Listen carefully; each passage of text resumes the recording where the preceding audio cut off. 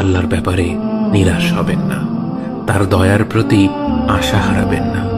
যখন কোনো বান্দার জন্য দুনিয়া সংকীর্ণ হয়ে আসে, বিশেষ করে যখন আপনাকে মানুষ পরিত্যাগ করে, এবং বিশেষ করে এমন কেউ যার উপর আপনি আস্থা রাখতেন কিন্তু সে আপনাকে নিরাশ করেছে, সেই সময় জেনে রাখবেন যে আল্লাহ চাচ্ছেন আপনি তার শরণাপন্ন হন।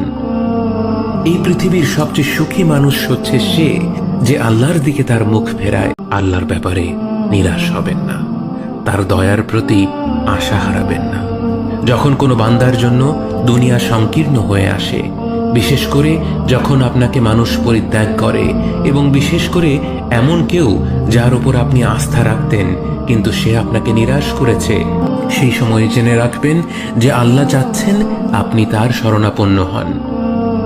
এই পৃথিবীর সবচেয়ে সুখী মানুষ হচ্ছে সে যে আল্লাহর দিকে তার মুখ ফেরায়।